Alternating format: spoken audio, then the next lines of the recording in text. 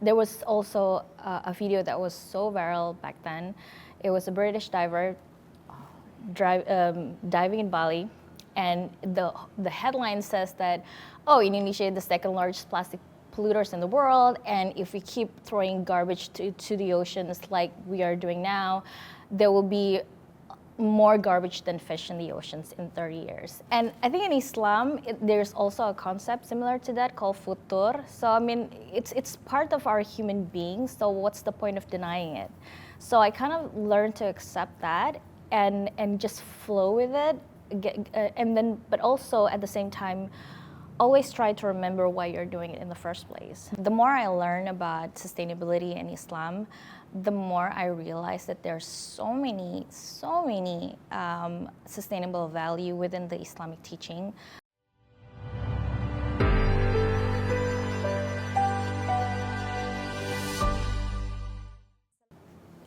Assalamualaikum warahmatullahi wabarakatuh.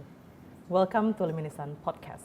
My name is Nila Patty, and today we will discuss a topic that is close to my heart, sustainability. In today's era, growing urgency of climate change, sustainability becomes something that is profound and important. It's discussed everywhere, from dinner table to the boardroom. But lately, sustainability living become a trend. Think about the Tumblr fever, the vintage aesthetic, or the Instagrammable zero waste kit that has like this clean look. Now, in this episode, we want to bring sustainability to its core, to a lifestyle that is natural, that is joyful, grounded, and deeply rooted in our faith. We want to reclaim it from the Western trend of the lifestyle back to its purpose of the spiritual alignment path. In today's episode, we will have Denia from Cleanomic. Denia, welcome. Assalamualaikum warahmatullahi wabarakatuh. Waalaikumsalam warahmatullahi wabarakatuh. Now, Thank you for having me. We are happy, we are glad to have you. So Denia, you wear many hats. Like you work in the law. You have you work in the law firm. You also have Cleanomic. Mm-hmm. Now, what makes you go through the journey of sustainability and choose this path forward?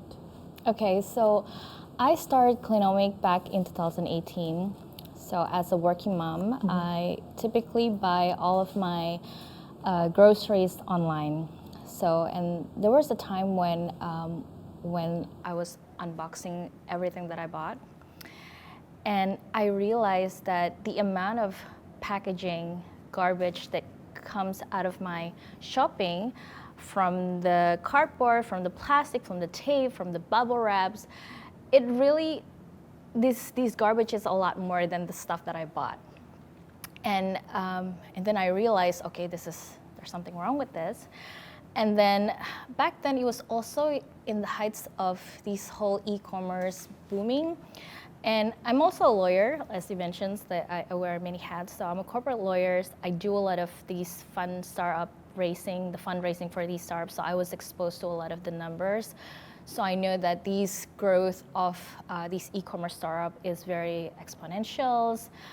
The trillions economy. So, and then it hits me like the amount of garbage that coming out of those, these big growing economy must be a lot, right? Yeah. And then there was also a video that was so viral back then.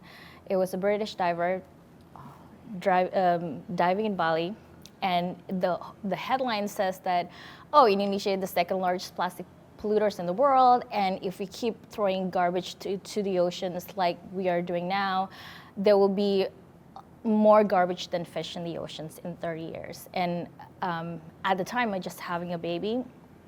I've just had my first baby, and 30 years from now, my kids would be at the same age as me. And at the time, I knew that I want to do something because I couldn't imagine, and it really makes me feel sad to imagine the life of my kids when they were in my age, living a life like that. So I knew that I want to do something, so I started Cleanomic, which is a platform where we highlight the sustainable initiative done by businesses in Indonesia. Amazing, mashallah. That's like, you know, the urgency that you have. It's actually from the heart as well, right? Now, I can imagine with all of what you mentioned, you know, like the growing of the e-commerce, and then you know the number, you know how difficult it is. It must not be a straight path. Like it's you know, it must be a moment that you said like, no, I cannot do this. You know, I want to give up. Because that's what happened to me. Sometimes I feel like, no, I cannot do this. There's too many pressures, you know. What keeps you going? So I come to realize and I accept the fact that creating a new habit or starting a new habit, like sustainability in this case, is like love and life. So it ups and down. And I think in Islam, there's also a concept similar to that called futur. So I mean, it's part of our human beings. So what's the point of denying it? So I kind of learned to accept that and just flow with it. And then, but also at the same time, always try to remember why you're doing it in the first place. So sometimes it's okay. I failed or in doing this, but you know what? I actually did something else. So I mean, it's okay, and then I'll try again tomorrow. So it's always like that. It's always like a cycle. It may sound a bit inconsistent, but you know, I'm not competing with anyone else. So that's all what I try to do in daily life. Be better and make sure that everything comes with the niyyah anyway. So that's what I try to do with myself and not being too hard on myself, at least. So yes, so that's what kept me going. What keep you going, right? Now, you said that you wouldn't want to be hard to yourself. What is there any unsustainable habit that you still struggle, let's say, to stop or to change to more sustainability? Like there's so many.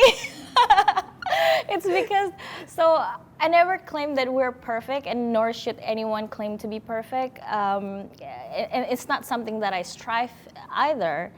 And I think, and even to judge anyone, oh, you're doing that, you're doing this, it's really wrong. So, what I think.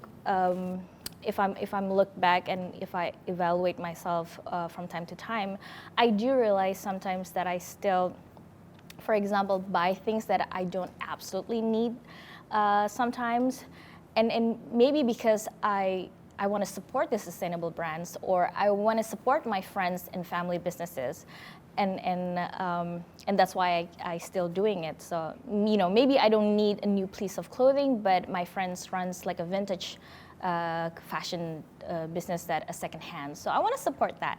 So I still buying it, even though maybe I don't really need another piece of clothing. So yeah, I wouldn't say that that's not 100% sustainable, because I mean, I support sustainable businesses anyway. But yeah, again, not trying too hard on myself.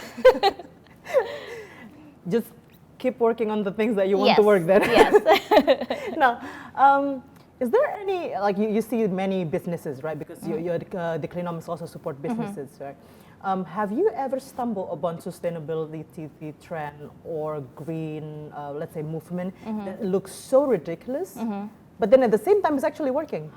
So I wouldn't say it's ridiculous. Maybe it's more of unattainable. And this is not probably related to the sustainable businesses per se, but I remember back when I first started, you know, there's this trend where the zero waste influencer claim or showing people that, oh, this is the only garbage that I made in a jar. Yeah, the jar. In the glass jar. Remember that? And they said that, okay, I mean, Bea Johnson's the mother of the zero waste movement also did that. She showed everyone that this is, you know, this glass of jar, this is the only garbage that she ever produced in her household, because everything else was composted or recycled or upcycled, whatever. And whenever I saw that and looking back to that trend, I always feel amazing, because that's something that I probably could ever do, because especially at the time I still have, I just had my baby. So it was so unrelatable, but at the same time, I think most importantly for me, I think it shows that, if you really want to do something, you can actually do it. It's just a matter of whether you have the capacity or not, but people's capacities are different. So, I mean, if she can do it, good on her. But should we all be like her? Probably not. But if you want, you probably could. Yeah. So, yeah, I think that's my takeaway from that trend. Cool. Yeah, I remember that trend as well. Like I was also trying in the beginning because I thought like, okay, maybe this is the way to go. But then I realized like this is not really attainable. Yeah. And for me personally, it goes to the direction of like showing off instead of doing it for yourself. Now, this is what happening right lately. Sustainability or zero waste lifestyle become like a clean aesthetic. People show it on Instagram as like the white, like the house that is painted white and clean. While at the same time, when you think about it, when you think about our ancestor, our culture, that's not really the case, right? Now, what is your perspective regarding this new trends of the zero waste or sustainability? Yeah, I get that. I sometimes I understand why some people feel like that is so unattainable and maybe not relate to that, or feeling like, oh, sustainability is more like for the elites or very expensive. It's true in a way because some brand, maybe the one that do provide the claim that they are sustainable, they are regenerative, it's because they have the higher price tag. Yeah. But I think people forget that sustainability, it's not about, you can start doing sustainability or sustainable habits by not doing anything. Like if you don't buy anything, it's already something, right? And again, like even before buying things, thinking about it, like what's the intentions? That's also like already part of the sustainable movement. And in doing what you can, using everything what you have, not buying things or not getting things or not eating things that are not absolutely necessary, or being very conscious about your choices, whether you buy or you not buy. It's already like also a sustainable habit. And going back to our ancestors, for example, or the Indonesians' cultures background, like we wrap things with banana leaves. That's also not expensive, but that's also very sustainable because it comes from a natural materials, and it's also compostable. So I mean, yes, there are products and brands and businesses that are trying to be sustainable, and in the way they do it, they made the price slightly more pricier because they want to make sure they do everything right.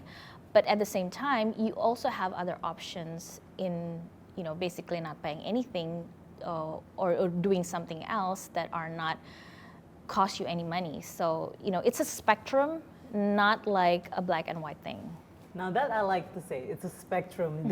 You're saying is properly correct because not everyone on the same level, right? Yes. And then they can do their own way of sustainability. Yes. Now sometimes I have this experience when I have my baby first time because I got very sick, so we have to be in hospital. Yeah. And hospital we cannot use cloth diaper. Yes. We cannot use the reusable diaper. Yeah. Yeah. So the nurse was like, no, I cannot use this. I need the disposable one. Yeah. And the amount of guilt that I have to use the, like disposable diapers is like so strong. Yeah. Have you experienced anything like that? And how do you deal with that kind of guilt? Yeah, again, like I try to think that this is not a competition. I mean, so I live in a house where I have a solar panels and we recycle our own water, for example. So our house called Responsible House. So we recycle all the gray water in our house and then transform that into a water that we use to flush our toilets. So we save a lot of water from that system. And then people said that, I don't want my house like that, or I think it's better for everyone to just recycle or compost their houses, and there are hundreds of houses that compost their waste rather than having one house is like very high tech like you.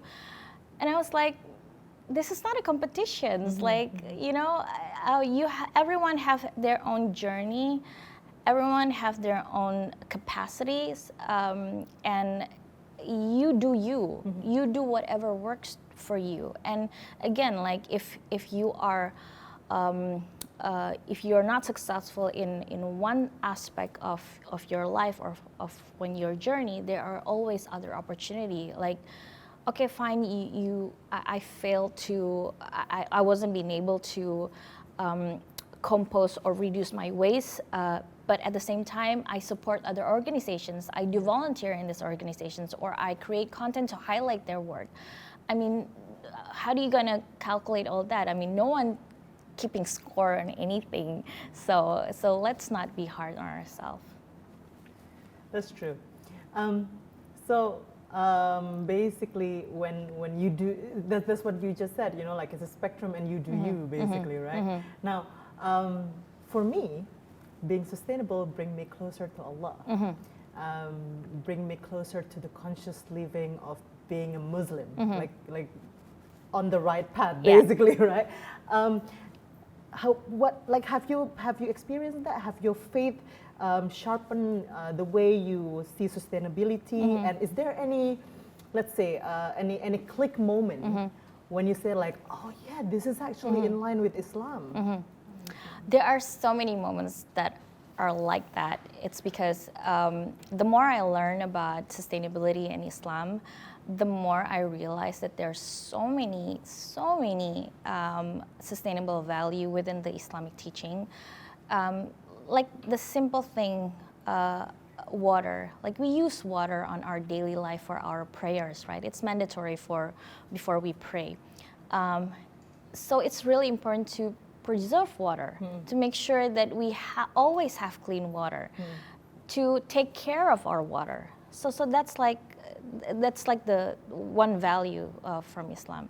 The other thing, our Prophet Muhammad SAW once mentions that the earth is like moss, except for the toilet and the graveyard, right? So would you trash a mosque? Would you do bad things in a mosque? Would you ruin a mosque? So, you know, if you think about it, like we literally, like our prophet said that our earth is like a mosque, basically, where you can pray anywhere except those few places. And one thing also, I think I mentioned this before, that everything started with niyat, with intentions. And that's already, like we have in Islam, there are prayers for anything before we do things. It already shows that everything starts with the intentions. And that is, I think, very, very important values, because you know, what's the purpose of doing things? What's the purpose of you buy this and do that? It has to come from the right place, good intentions, and I think that's one of the core value of sustainability as well. It's I really it really enlightened me as well that you go through like the core and the beginning of being sustainable is the intention that we have, and the intention of being of being Muslim is the one that we have, because we are devoted to Allah, because Allah bring this earth for us to take care of as well. Well, for me, it's more a bit to like a personal, because I was like, oh, I realized that everything that I own will be taken accountable. So it's like with hisab, you know, like it will be taken accountable. Yeah. I have too many things at home that I don't need, that I don't use, and then I will, I'll have a problem with that. That's also another thing that I look at. Do you have that in your house as well, or is your house also like, clean, aesthetic? We try to because our house is very small anyway, so we have very limited spaces. So because of the house and the space is very limited, we have very few space for stuff in the first place. But thinking about this whole movement of decluttering, I think it's also like, again, another spectrum, because if you keep doing declutter without the right mindset, it's also wrong, right? Yeah. Because you take things for granted, and then I'll just throw it away or moving it to somewhere else. And again, it's also defeat the purpose. It's the same thing as waste problem, I think, because a lot of us didn't really realize that waste, when we throw something to the garbage bin, we actually create problems. Especially when we don't sort it out or we don't separate it between the inorganic or organic one. We just throw it in the garbage bin, and then, in 2, 3, 4 days, it magically disappears because someone else taking care of it, and we forgot about it. But the truth is, those waste didn't disappear. It just moved to another place and become another people's problem, which is, for people in Jakarta, it's become the problem of people in Bantar Gebang, for examples. And we start to think it kind of like, we start not, the moment we don't think about it, the moment we don't feel the intention of it, then we forget about it. And if we forget about it, we don't care about it. But the truth is it's not actually disappeared, right? So, and I think it's the same with the whole decluttering movement as well. Everything needs to be done with intentions, because otherwise you declutter today and then you'll buy 20 more. It's like, now we have space. Now we have Now space, we and can then we do buy this. more. So, yeah, I think, again, like, see, that it really shows intention is really key to this whole thing. Amazing. Now, we have our Lumis in here, right? You were talking about intentions. Now, what are some, let's say, simple step or practical tips that we can do to start the lifestyle that you have? Yeah. Or to just keep the ball, to start the ball rolling, let's say. I would say start with something excites you. It could be, if you found this cute tumbler, you start bringing it anywhere with you. Or you love this individual or this influencer, follow her on Instagram, join her community sessions, or you follow these organizations, be a volunteer in that, and meet with the people that works, and telling them you want to be involved. Or you'll read books. If you love books, then you read, find books that related to this topic. If you love movie, then watch the documentary. There's so many things that we can do, and start with something that really close to your heart, something that you think you can do it, and find your tribes. I think that's the most important thing, because it's a lot more fun if you're doing it with your friends. Cool. Now, find your tribes. We are like the tribes of Yes. Lumis ladies in here. Do you think, right, being a woman make a difference in a sense of, like giving influence to your approaches of being sustainable? Let's say. Yeah, I think it's definitely, for me, it's easier because we have so many things to talk about, right? Woman loves talking. There's so many things that we can be related to each other. But it's also, it's like a blade. It's like, it's two-way. Your mouth is your tiger. It's like, sometimes you can do it positively, sometimes you can do it negatively. And we always say in our platform, ngajak bukan ngejek. So it's like, encourage people, not what is it? Discourage? Yeah, not discourage Yeah, people. yeah. So again, like no need to compare.